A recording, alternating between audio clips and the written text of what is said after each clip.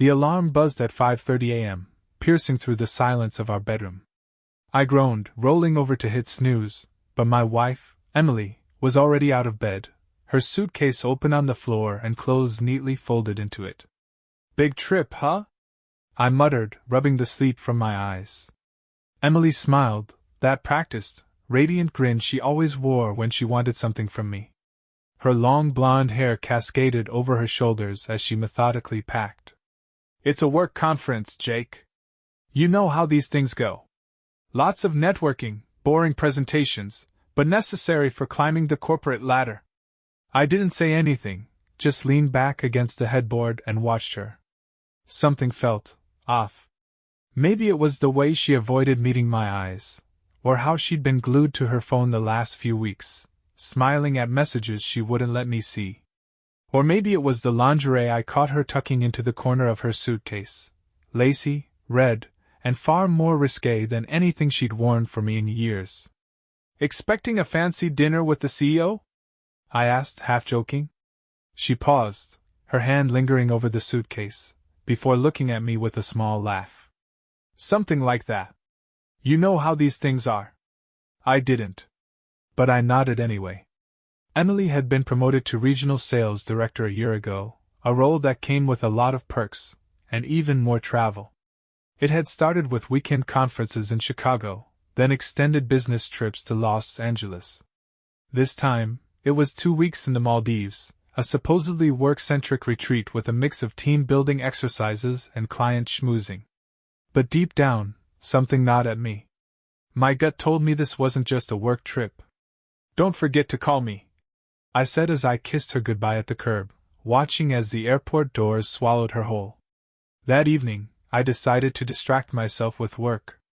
I ran my small but successful tech consulting business from home, a setup that allowed me to be present for our son, Logan.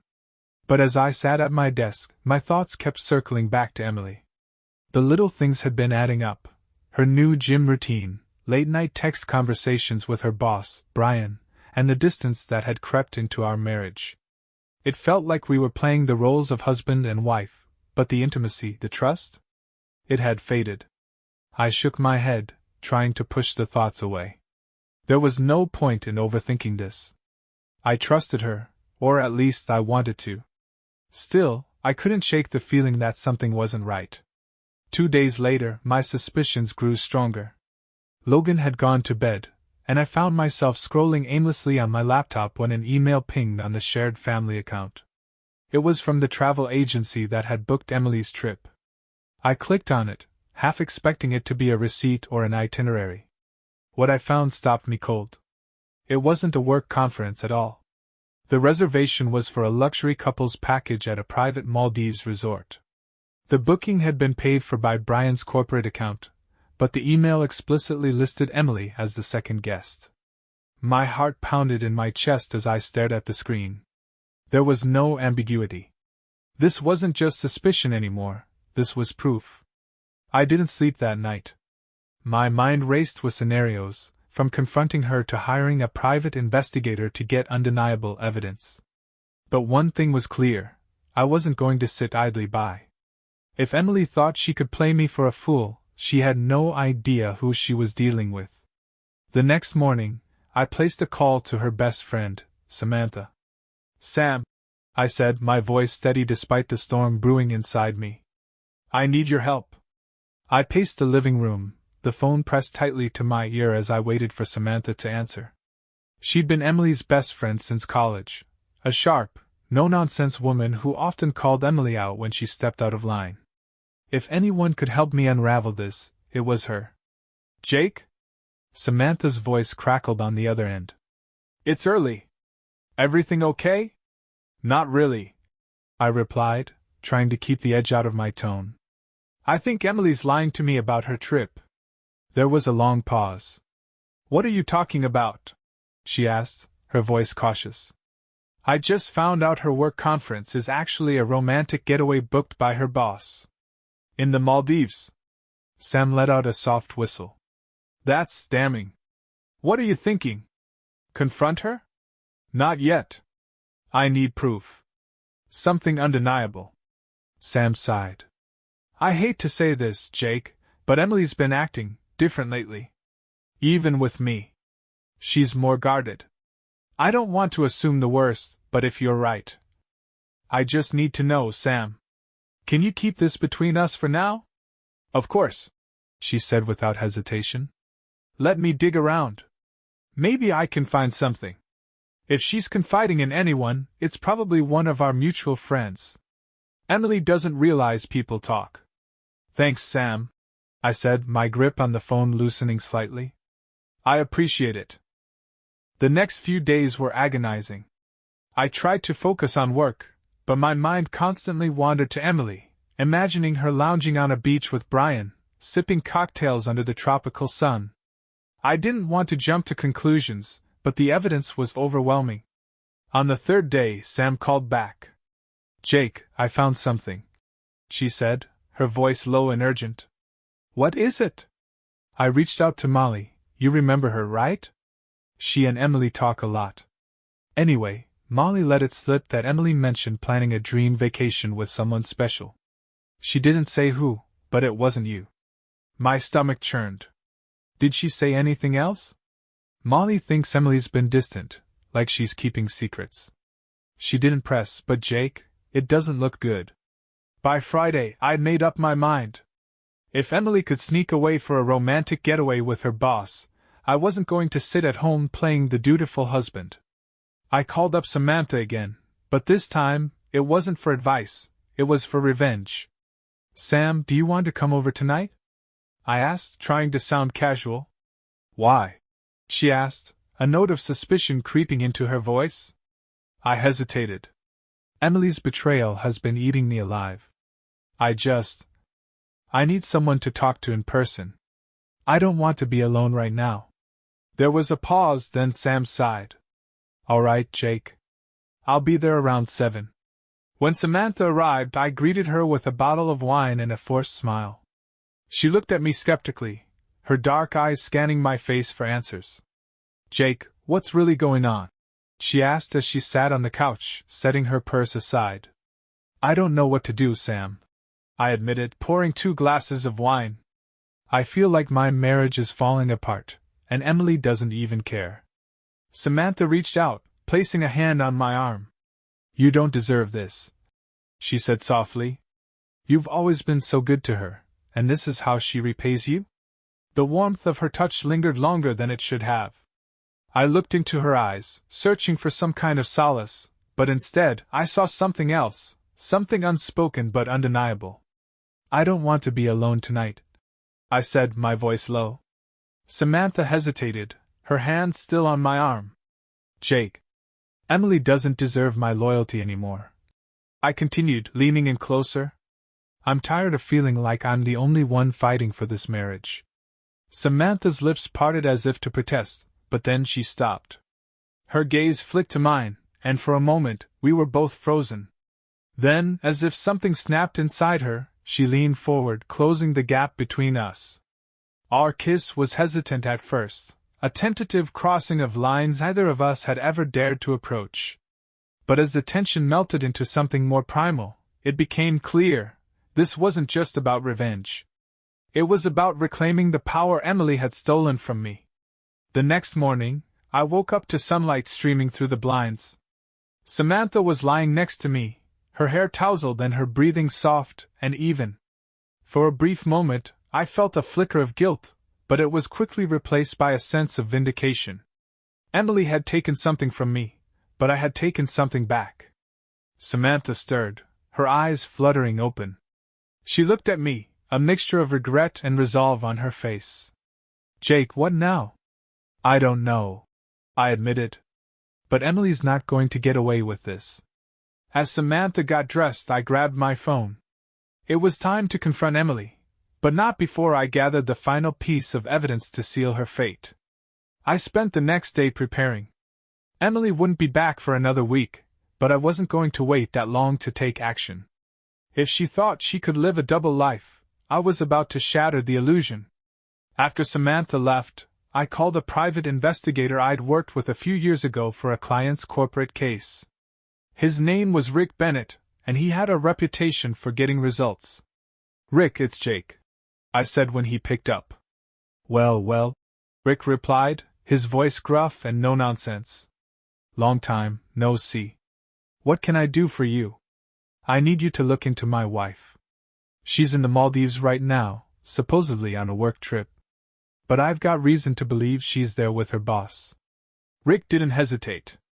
Send me her flight details, any hotel reservations you have, and a picture of her. I'll get started right away. Thanks, Rick, I said, hanging up. For the first time in days, I felt like I was regaining control. Over the next 48 hours, Rick worked fast. Every few hours I received updates via email, pictures, itineraries, and snippets of overheard conversations. It didn't take long for my worst fears to be confirmed. Emily wasn't attending any work conference. She was staying at a luxury overwater villa in the Maldives with Brian, her boss. The photos Rick sent showed them holding hands on the beach, laughing over drinks at sunset, and in one particularly damning shot, kissing as they stood ankle-deep in the turquoise water. Each image was like a dagger to the heart, but the final nail in the coffin came when Rick obtained their hotel bill.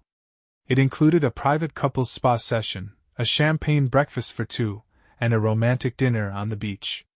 There was no plausible explanation for this.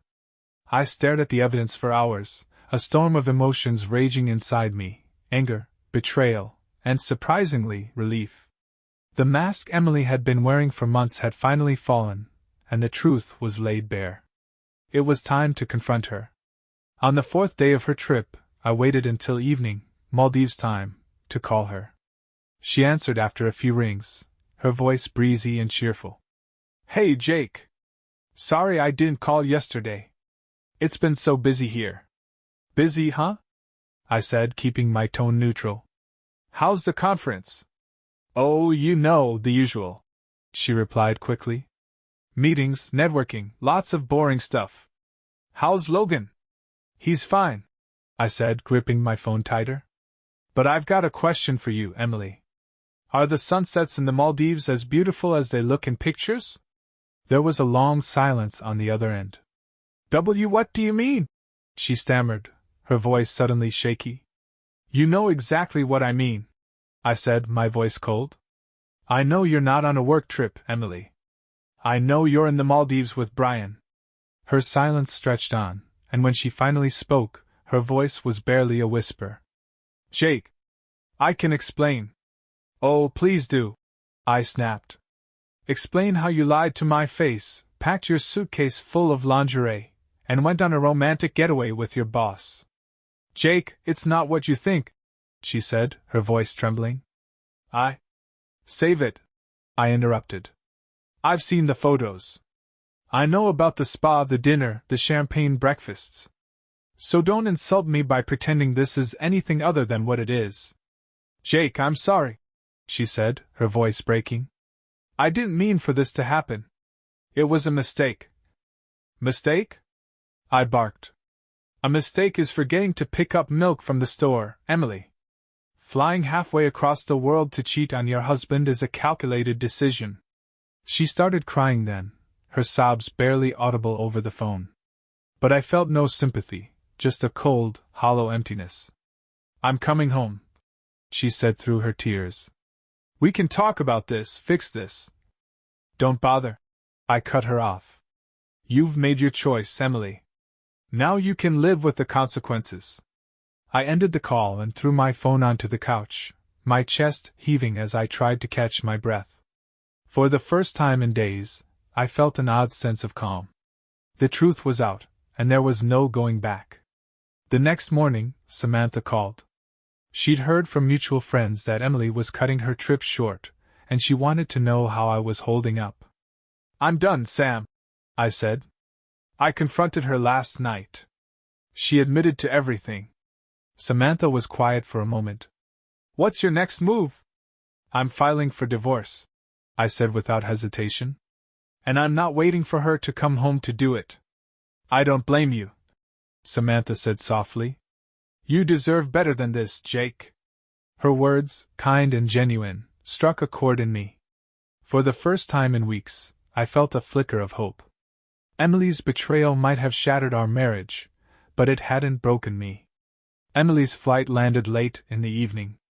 By the time she pulled into the driveway, I was sitting at the dining table, the evidence folder spread out in front of me. Her luggage wheels clicked against the tile as she entered, her eyes immediately locking on mine. "Jake," she began, her voice soft, pleading. "Don't," I said, raising a hand to stop her. "We're way past apologies, Emily. Sit down." She hesitated, glancing nervously at the folder. Sit," I repeated, my tone leaving no room for argument. She sank into the chair across from me, her expression a mix of shame and defiance. I pushed the folder toward her, flipping it open to the damning photos Rick had taken. Her face paled as she stared at the evidence. "You're thorough," she muttered weakly. "I had to be," I replied coldly. "You've been lying to me for months. The Maldives trip was just the grand finale." Emily's hands trembled as she closed the folder. "Jake, I swear I never meant for it to get this far. It just happened. It just happened," I repeated, my voice rising. "No, Emily. It didn't just happen. You made choices. You lied to my face. You packed your bags and flew halfway across the world to cheat on me.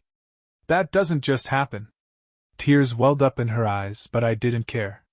For months she'd played me for a fool, and now she was going to face the consequences. She leaned forward, her voice desperate. "Jake, please. I know I've hurt you, but I can fix this. We can fix this." I scoffed, leaning back in my chair. "Fix this? You think a few apologies are going to erase everything you've done? You betrayed me, Emily. You betrayed Logan. You destroyed our family." Her tears flowed freely now. "Jake, I was lost. I didn't know how to tell you I was unhappy. Brian, he listened to me. He made me feel wanted." "Wanted?" I snapped. "So I wasn't enough for you? Is that what you're saying?" "It's not about you," she cried. "This was about me, Jake. About how I felt. I'm sorry, but it's the truth." Her words cut deeper than I expected. I stared at her, my jaw clenched, before finally shaking my head. "You're unbelievable, Emily. Even now you're making this about you." I stood, pacing the room to release the fury boiling inside me. "I want a divorce," I said flatly, my back to her. "No," she said quickly, standing to follow me. "Jake, please don't do this. I'll do whatever it takes, counseling, therapy, anything. Just don't end us like this." I turned to face her, the weight of her betrayal pressing heavily on my chest. "You ended us the moment you stepped onto that plane." Her face crumpled, but I didn't waver. I'd made up my mind. There was no coming back from this. The next day, I met with my attorney, Rob Palmer, to begin the divorce proceedings. I laid everything out, the photos, the hotel bills, the timeline of Emily's affair. Rob nodded grimly as he reviewed the documents. "You've got a strong case for adultery, Jake. Depending on your state's laws, this could work in your favor during the settlement." "I don't care about the money," I said. "I just want custody of Logan." Rob leaned back in his chair, steepling his fingers. "That might be trickier. Judges don't typically strip custody from a parent unless there's evidence of neglect or abuse." I clenched my fists. "She lied to me, Rob. She lied to our son. How is that not enough?" "It's not fair," Rob admitted. "But we'll fight for what's right. Are you ready for that fight?" I nodded, determination hardening my resolve. "I'm ready." When I returned home, the house was eerily quiet. Emily was sitting on the couch, staring at her phone. She looked up when I entered, her eyes red from crying. "Did you go to a lawyer?" she asked, her voice hollow. "Yes," I said simply. She let out a shaky breath, her hands clenching around her phone. "I won't fight you on this, Jake. But please, don't take Logan away from me." I didn't respond. Instead, I walked past her to Logan's room, finding him immersed in a video game. I sat down beside him, ruffling his hair as he grinned up at me. "Hey, Dad," he said. Mom's back. Did she bring me anything? She'll talk to you soon, buddy, I said, forcing a smile. But right now, I just want to spend some time with you. Logan nodded, oblivious to the storm brewing around him. Watching him laugh and play, I felt a renewed sense of purpose. Whatever happened next, I would do everything in my power to protect him. That night, Emily and I slept in separate rooms, the house thick with unspoken tension. My mind raced with questions about the future, but one thing was clear: this marriage was over. In the morning, I received an email from Rick, the private investigator. It contained one last piece of evidence: messages between Emily and Brian. Explicit, intimate, and undeniably damning. I saved the messages to a folder, my jaw tightening as I read them. Emily thought she could hide her actions, but now I held all the cards. The morning was quiet, almost unnervingly so. Emily stayed in the guest room, avoiding me, while Logan ate breakfast in blissful ignorance. I tried to act normal for his sake, but the tension weighed heavily on me. My phone buzzed with a message from Rob. Rob Palmer, we'll file the divorce petition tomorrow. Let's meet at noon to finalize the paperwork. I stared at the screen for a moment before typing back. Jake, I'll be there. That evening, Emily finally emerged.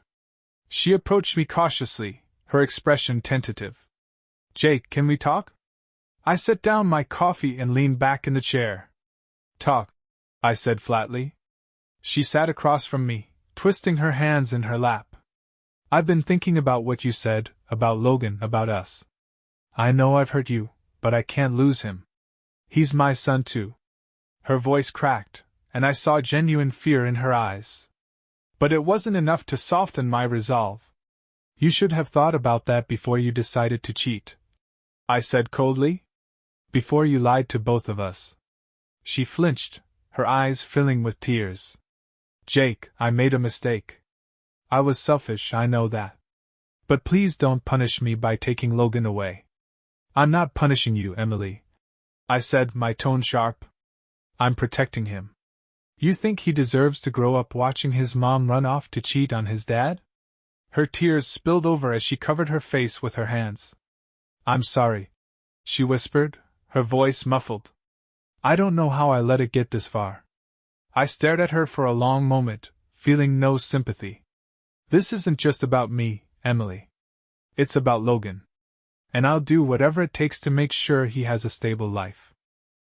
After our conversation, Emily retreated to her room again.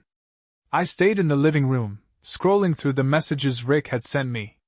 They were explicit and humiliating, detailing a level of intimacy Emily had withheld from me for years. One line from Brian stuck out. You'll be the perfect distraction when we're in Hawaii next month. Hawaii.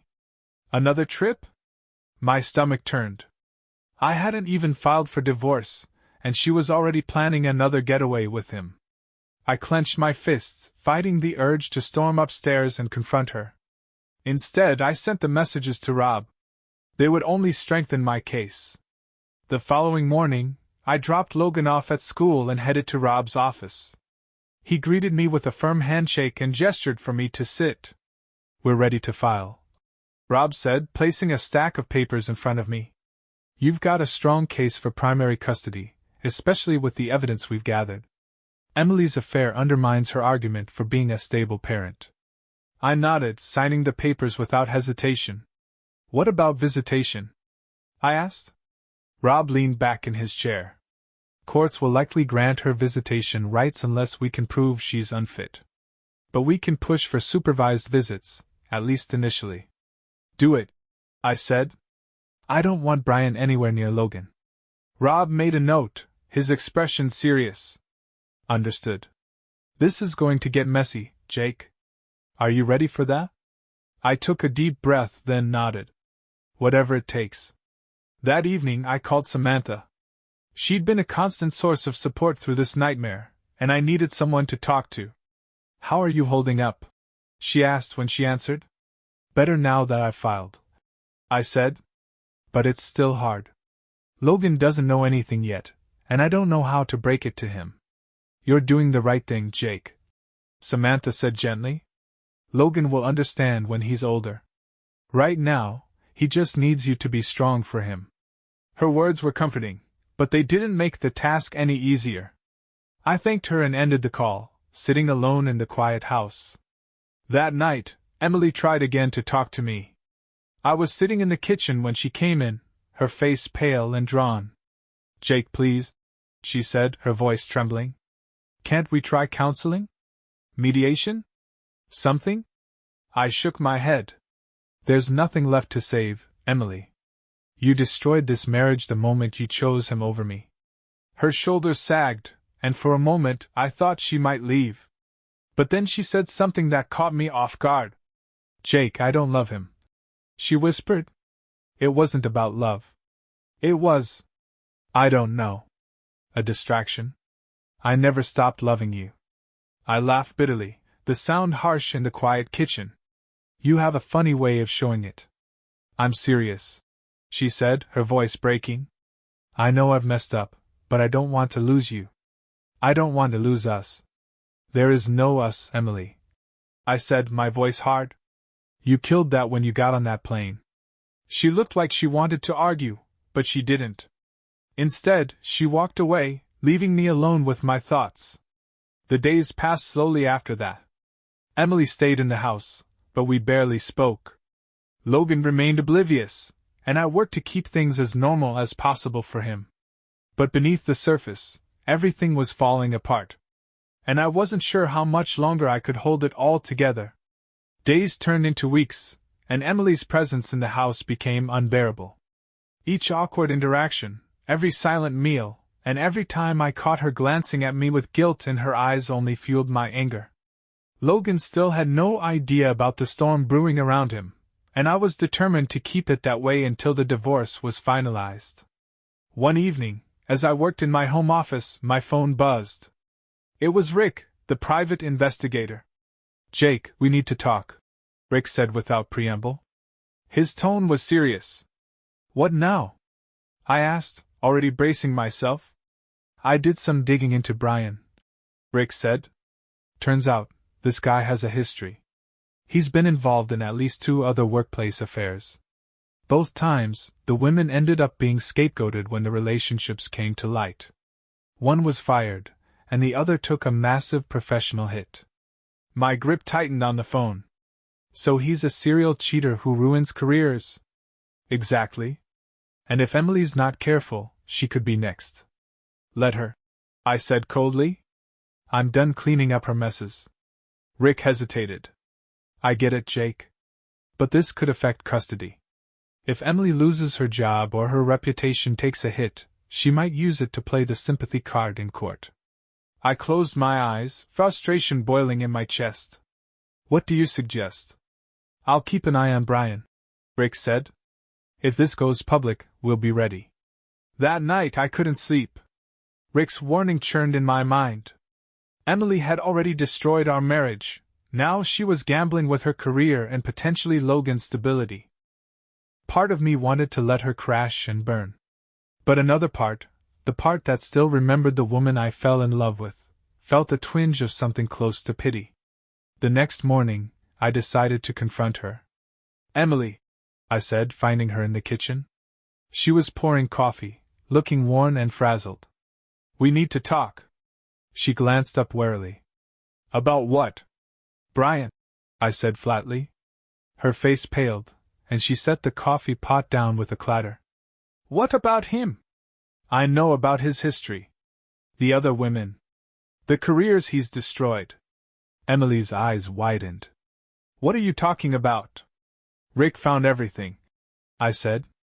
"This guy has a pattern, Emily. And you're just his latest conquest.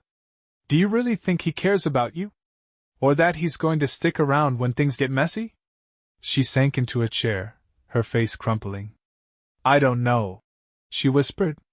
I don't know what I thought." "You thought he was your escape," I said bitterly.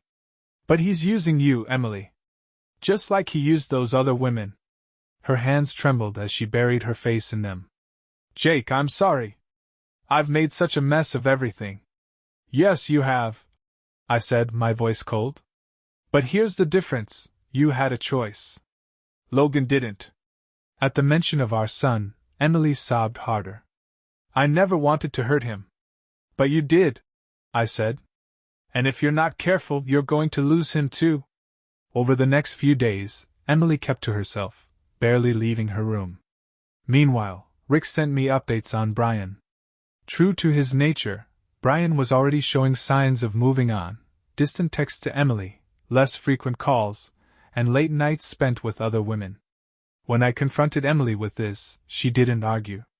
She just nodded numbly, as if she'd been expecting it. One evening, as I was tucking Logan into bed, he looked up at me with wide, innocent eyes. Dad, he said, why is Mom so sad lately? My heart clenched. She's just dealing with some grown-up stuff, buddy, I said softly. But don't worry. Everything's going to be okay.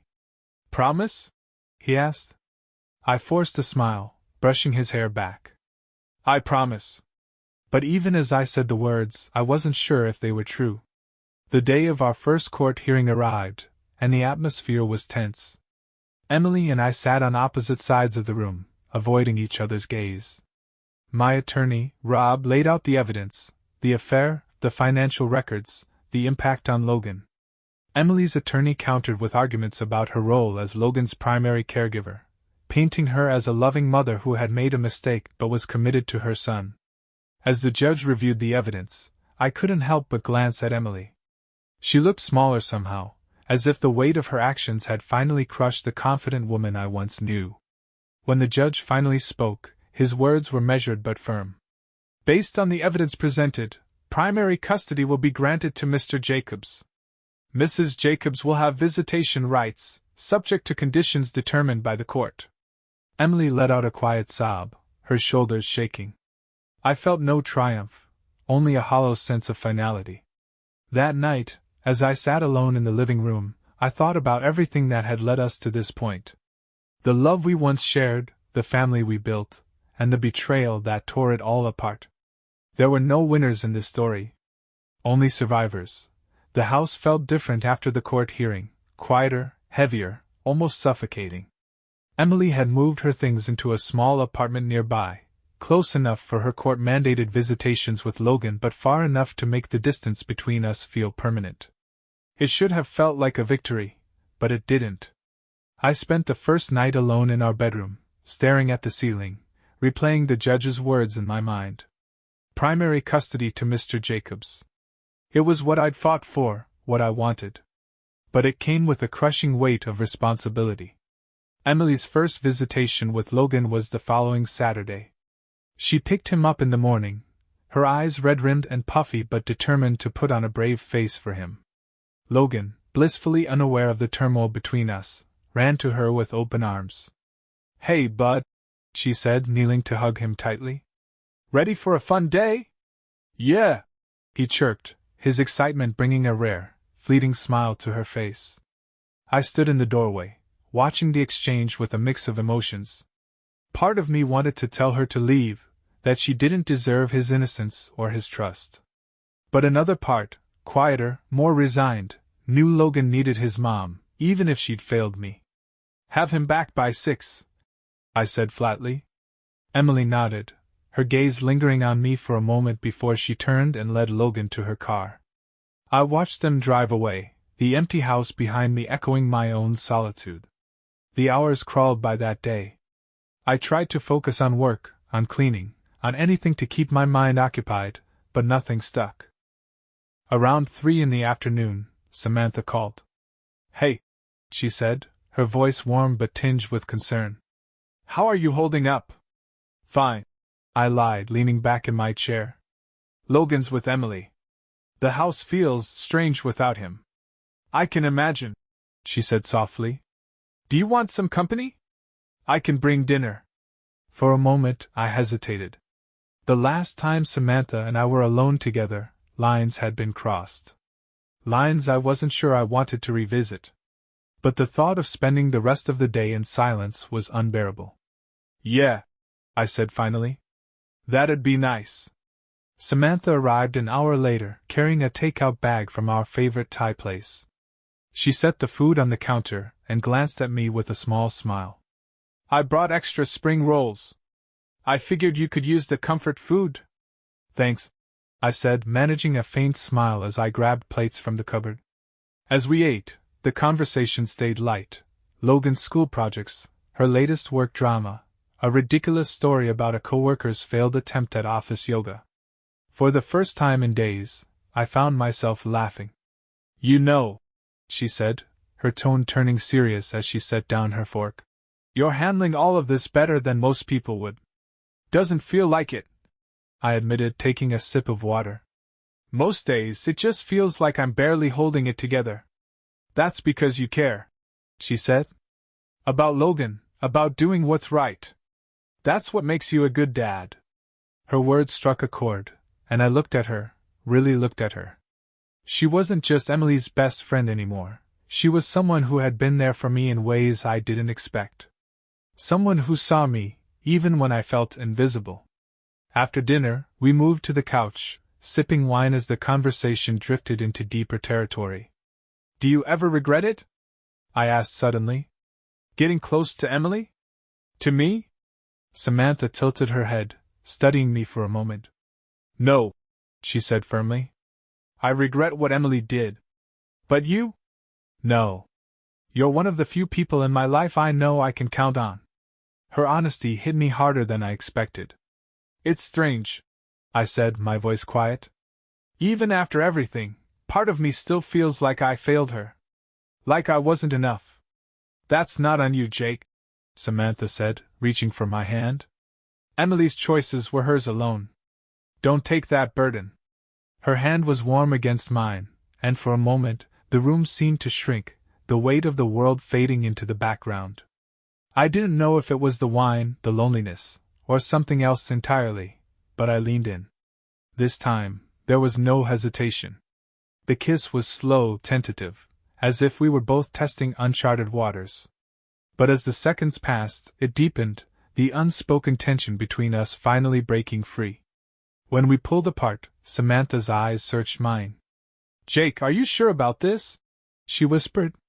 I don't know, I admitted. But right now I need this. I need you. She hesitated for a heartbeat, then nodded. Okay.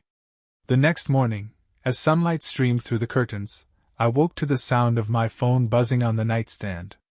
Samantha was still asleep beside me, her hair a mess of curls across the pillow. I reached for the phone, my heart sinking as I saw Emily's name on the screen. Jake? She said when I answered, her voice tight. We need to talk. What is it, Emily? I asked, keeping my voice low to avoid waking Samantha. It's about Logan, she said, her tone shifting to something I couldn't quite place. Something happened yesterday. What do you mean, something happened? I asked, sitting up in bed. My voice was sharper than I intended, and Samantha stirred beside me, her eyes blinking open. Emily hesitated on the other end of the line. He's fine, she said quickly. It's nothing physical.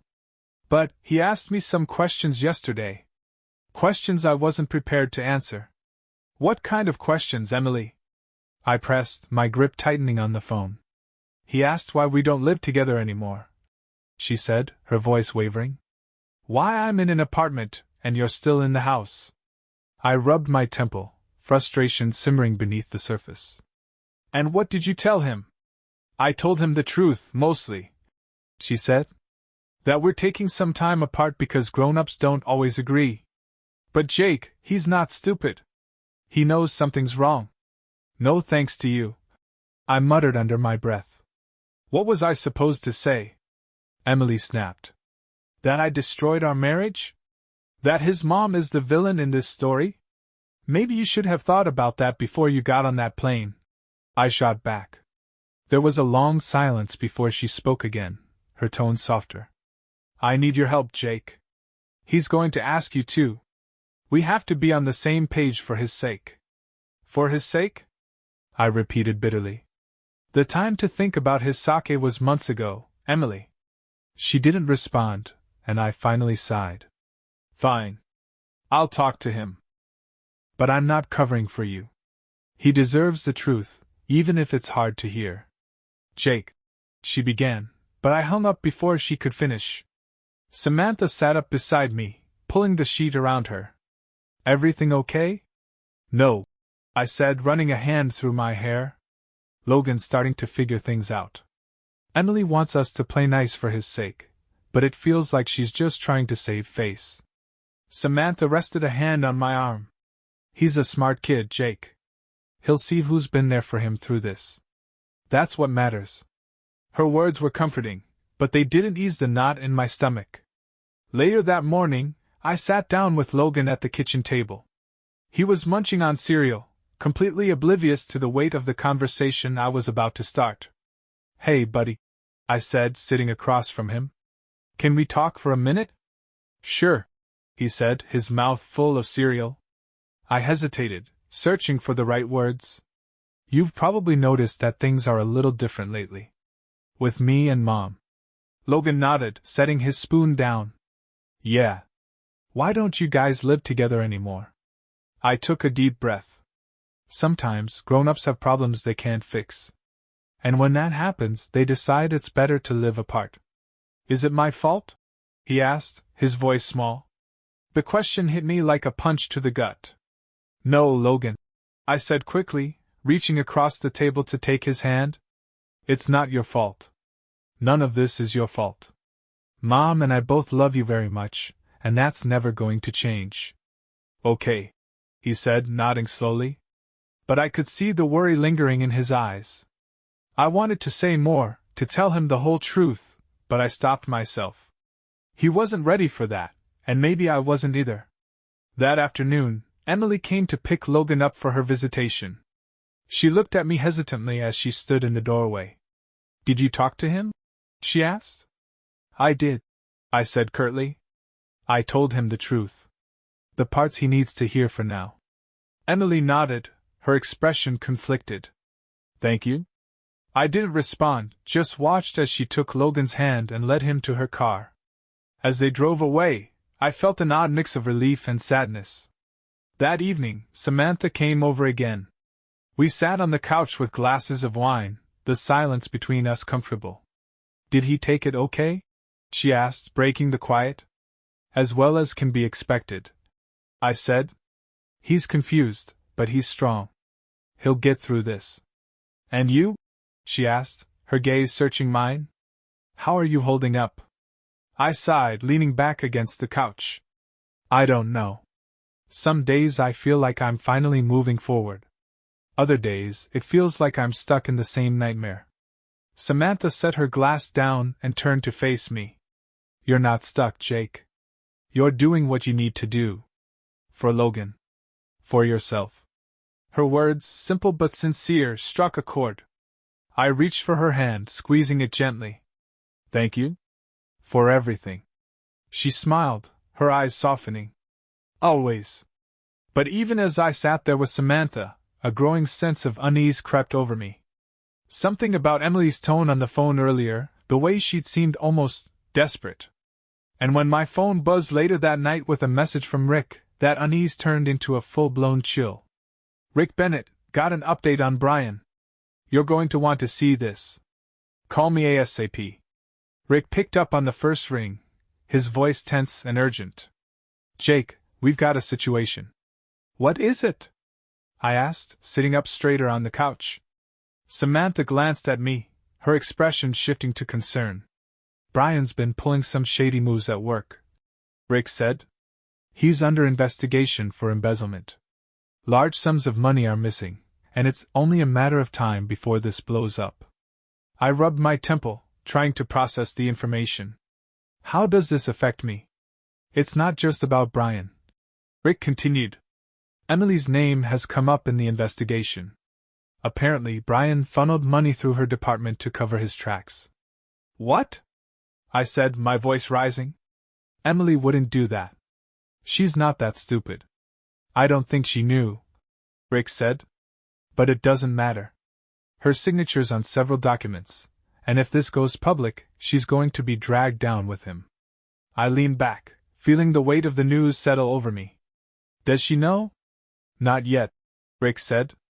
The investigation's still internal, but it won't stay that way for long. I thought you'd want a heads up. Thanks, Rick, I said, my voice hollow. Keep me updated. Will do, he said before hanging up. Samantha watched me closely as I set my phone down. What's going on? She asked. I sighed, running a hand through my hair. Brian's being investigated for embezzlement, and Emily's caught in the crossfire. Her name's on some of the paperwork. Samantha's eyes widened. Jake, this could get ugly. If she's implicated. I know, I said, cutting her off. And if it goes public, it could affect custody.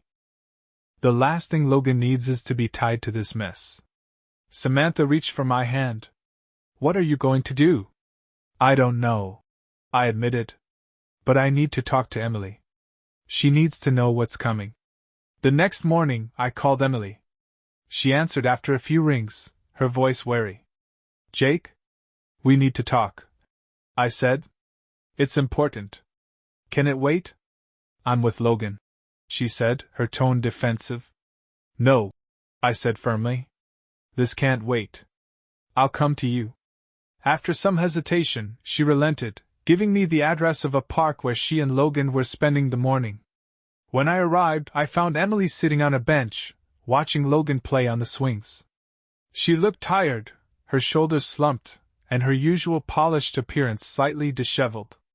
What's so urgent? She asked as I sat down beside her. I didn't waste time. Brian's under investigation for embezzlement. And your name's on the documents they're looking at. Her eyes widened, and for a moment she just stared at me. What are you talking about? I got a call from Rick, I said. He's been keeping tabs on Brian, and it turns out he's been stealing money from the company. He used your department to cover his tracks. Emily shook her head, her face pale. No. That's not possible. I didn't, I would never. I know, I said. But your name's on the paperwork, Emily. Whether you knew or not, this is going to fall on you too. Her hands trembled as she gripped the edge of the bench. Oh my God! What do I do? I looked at her, my emotions warring inside me. Part of me wanted to let her deal with the fallout alone. But another part, the part that still cared about the mother of my child, knew I couldn't do that. Not for Logan's sake. You need to get ahead of this, I said. Talk to a lawyer, someone who can protect you. And distance yourself from Brian. Completely. Emily nodded, tears welling in her eyes. I never should have gotten involved with him. She whispered. I ruined everything. You're damn right you did, I said, my voice hard. But now you need to fix it. For Logan. She wiped her eyes, taking a shaky breath. Okay. I'll figure it out. Over the next few days, Emily scrambled to clean up the mess. She hired an attorney, who immediately began negotiating with her company to clear her name. Meanwhile, the investigation into Brian escalated, and rumors about his misconduct began circulating. Logan remained blissfully unaware of the chaos around him, but I could feel the tension building every time Emily came to pick him up. She was walking on a knife's edge, and I wasn't sure how much longer she could hold it together. One evening, Samantha and I sat on the couch, going over Logan's school project. My phone buzzed with a message from Rick. Rick Bennett, Brian was fired today. Investigation's going public tomorrow. Emily's not out of the woods yet. I showed the message to Samantha, who frowned. This is going to get worse before it gets better. I know, I said, my stomach churning. And if it drags Emily down with him. Samantha placed a hand on my arm, her touch grounding me. You'll figure it out, Jake. You always do. But as I stared at the message, a sinking feeling told me that the worst was yet to come. The following morning, the story broke. News outlets were ablaze with headlines about Brian's embezzlement scandal, the missing millions, and the internal investigation that had quietly been underway for months. By mid-morning, Emily's name was trending in local circles, listed as one of the employees whose signature had appeared on suspicious documents. My phone buzzed constantly, texts from Samantha, updates from Rick, and a voicemail from Emily that I wasn't ready to listen to yet. I turned on the TV, watching the coverage unfold as my stomach churned. Sources within the company suggest that several high-ranking employees, including Regional Director Emily Jacobs, may have unwittingly approved fraudulent transactions. While no charges have been filed, insiders claim the fallout will be significant. By noon, my lawyer Rob called. "Jake," he said, his voice steady but firm. "We need to talk about how this affects your custody case. Emily's involvement, whether intentional or not, could be a major factor. She says she didn't know." I said, though even to my own ears, the words sounded hollow. "She probably didn't." Rob agreed. "But that doesn't matter in the court of public opinion. If she becomes a liability, it strengthens your position for full custody." I sighed, leaning back in my chair. "That's not what I wanted, Rob. I didn't want it to get this messy." "Well, it's messy now," he said. "The question is, how do you want to handle it?" Emily called that evening, and for the first time in weeks, I answered. "Jake," she said, her voice trembling, "I need your help." I closed my eyes, gripping the phone tightly. "Help with what, Emily? Clearing your name? Fixing the mess you made by getting involved with Brian?" "Jake, please," she pleaded. "I'm losing everything. My job, my reputation. If I lose Logan too..." Her voice broke, and I felt a flicker of sympathy, quickly smothered by the weight of her betrayal. "Emily, I warned you about Brian. I told you to stay away from him. But you didn't listen." "I know," she whispered. "And I'm sorry. For everything. But Jake, please, don't take Logan from me." I sighed heavily. "I'm not doing this to punish you, Emily. But Logan needs stability, and right now, you're not in a position to give him that." There was silence on the other end, and I could picture her, defeated and broken. "Can I at least see him?" she asked softly. "That's up to the court now," I said. "I'm sorry." The fallout from the scandal was swift and brutal. Brian was arrested, and though Emily wasn't charged, her involvement was enough to cost her job. She moved out of her apartment to stay with her sister, unable to afford the rent. Logan asked questions I couldn't answer. Why he wasn't seeing his mom, why she wasn't calling as much, and each time, my heart broke a little more. Samantha remained my anchor through it all. She was there for every hearing, every difficult conversation, every sleepless night. But even as our bond grew stronger, the shadow of Emily's betrayal loomed over us. Months passed, and the divorce was finalized. The court granted me full custody of Logan, with Emily allowed supervised visitation. It was a bittersweet victory. I had fought for Logan, but the toll it had taken on all of us was undeniable. The first visitation was awkward. Emily sat across from Logan at a park bench, her eyes brimming with tears as she tried to reconnect with him. Logan was polite but distant, unsure of how to bridge the gap that had grown between them. I watched from a distance, my chest heavy with conflicting emotions. No matter how much I resented Emily, she was still his mother. And part of me wished she could somehow fix the mess she'd made, for his sake, if not mine. One evening, after Logan had gone to bed, Samantha and I sat on the porch, a bottle of wine between us. The air was cool, the stars bright above us. "You've come a long way, Jake," she said, her voice soft. "So have you," I replied, looking at her. "I couldn't have gotten through this without you." She smiled, but there was a sadness in her eyes. "Do you ever think about what could have been? If Emily hadn't?" "All the time," I admitted. "But what's the point? You can't change the past." "No, but you can decide what comes next," she said, her gaze steady. Her words stayed with me long after she'd gone home. What came next? Could I move forward with Samantha, or was I still too tied to the wreckage Emily had left behind? I didn't have the answers. All I knew was that nothing would ever be the same. The story didn't have a happy ending. There were no neat resolutions, no perfect closures.